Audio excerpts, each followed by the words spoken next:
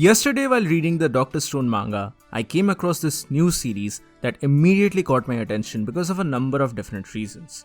Hello and welcome to Undervisey. My name is Soham and today we are going to talk about Kaiju number 8 and why this is my new favorite series.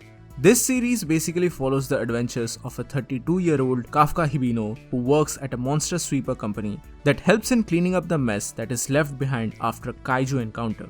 The series is set in modern-day Japan, and due to some unexplained phenomenon, the world is plagued by this terrifying beast called Kaiju. Now, Kaiju number 8 is a Japanese manga written and illustrated by Naoya Matsumoto. The first chapter was published on 3rd July 2020, and as of the recording of this episode, only 10 chapters have been released so far. So this is a fairly new manga, and believe me, this is totally awesome. As a lifelong fan of the tokusatsu genre, I'm in love with this series, and I would genuinely recommend all of you to give this manga a quick read. It only has 10 chapters right now, so it'll hardly take you about an hour. It's free to read on Manga Plus, so I'll leave a link for it in the description below. Now please note that this video will contain some spoilers. I'm not going to talk about each and every stuff that happens in the manga, but I'll obviously need to go over some spoiler stuff in order to make this video. Moving on, in this short span of 10 chapters, this series has established itself quite well. There's a lot of comedy accompanied by some serious and grim stuff as well. Moreover, we have understood quite a lot about the characters and their motivations, something that's not really that easy to do. Moreover, the story is unfolding in a very well written manner, giving us new and exciting information and building up the world in the process. Like who are the kaiju, why are they here, and why did Kafka transform into one? All of this is accompanied by absolutely gorgeous artwork. To be honest, I was mesmerized by the cover art of this series, and that's what persuaded me to check out this manga in the very first place. Now I've already talked a little about the plot in the beginning, so now we need to talk about the major characters that have been introduced so far. So we have Kafka, who works for a monster sweeper company, but he initially wanted to be a part of the Defense Corps, who are the ones who actually saved Japan from the kaiju attacks. He made a pact with his childhood friend Mina Ashiro after they both witnessed the destruction of the city via a huge kaiju. But he failed the defense exam again and again until he eventually quit it.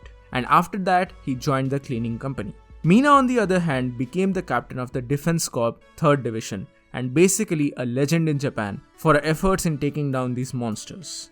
One day, however, Kafka meets an ambitious young man, Reno Ichikawa, who wants to become a part of the Defense Corps too. The plot moves forward, and after an incident where Kafka saves Reno, they both end up in the hospital. This is where everything changes for Kafka, as he mysteriously swallows an insectoid-looking thing that eventually grants him the ability to transform into a human kaiju hybrid. This is where the story properly begins. And for the general public, this unidentified kaiju is dubbed by the government as Kaiju number 8. That's where the manga gets its title from. From there on, the story moves forward and introduces a whole host of new stuff, from other defense cadets to a kaiju-like being that is disguising itself as a human. The story has a lot to offer, and it certainly has the potential to become a massive hit. I'm really rooting for this series so far. Now moving on, I've heard this argument a lot in the past couple of hours that Kaiju number 8 is basically a copy of Attack on Titan and Pacific Rim or more. Here, I'd like to say a couple of things. First of all, Attack on Titan does not have a copyright over monster-related properties. The kaiju, or rather the tokusatsu genre, is a very old genre. If you remember correctly, the first Godzilla movie came out in the year 1954, and that was more or less the start of the kaiju tradition. Attack on Titan is certainly a great series, probably the greatest of our generation, but that never means that it is the only property which has the rights to have monsters in it. Yes, there are certainly references from here and there, but both are set in different worlds with different approaches to the story. And secondly, Pacific Rim was Del Toro's passion project, as he himself is a big fan of the kaiju genre. If anything, it feels like Matsumoto is a big fan of various literary and fictional works, which is evident from the first 10 chapters of this series. I got a lot of references to other media. For example, Kafka Hibino, the protagonist of the story, seems to be inspired and named after the German novelist Franz Kafka and his story The Metamorphosis, where the character one day transforms into a giant insect. Other stuff include the final kaiju of the exam, which looked like the Gedomazo from Naruto.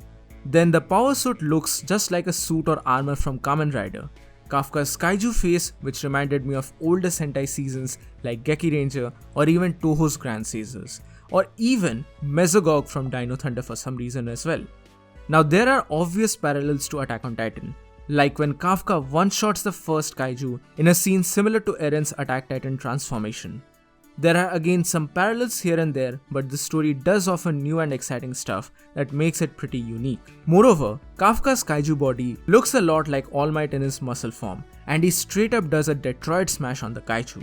That panel was superb and gorgeous in my opinion. The defense exam was somewhat similar to US election exam. Moreover, there are quite a lot of references to American superhero comics as well, which is quite evident in some of the action scenes that happen in the later half of the story. Also, I really enjoyed how realistic the cleanup process was shown, portraying to the audience the other side of the story, something that reminded me of Spider-Man Homecoming, if you know what I mean.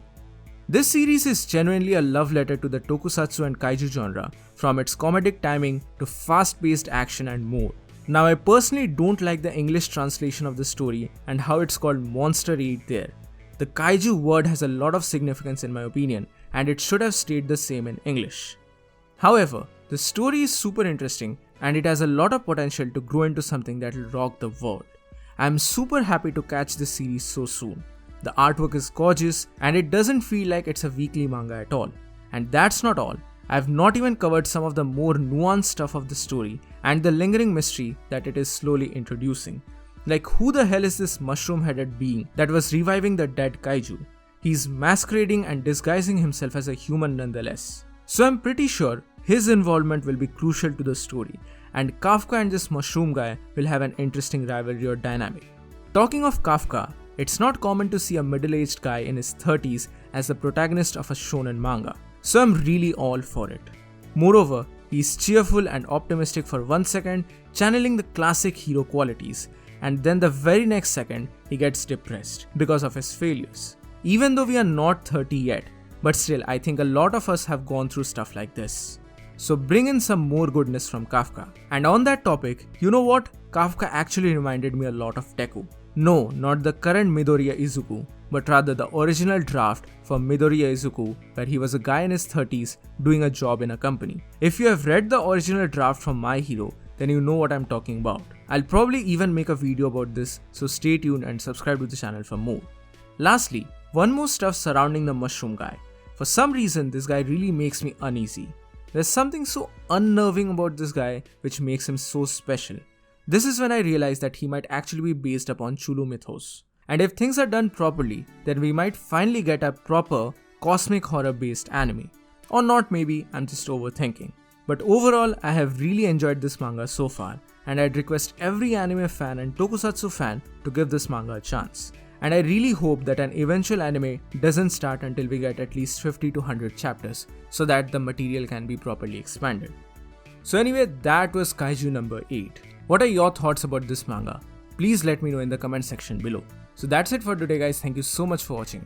Give this video a thumbs up if you like it, share it with your friends and subscribe to the channel for more. This is Wonder by Z and I'll see you soon in the next video.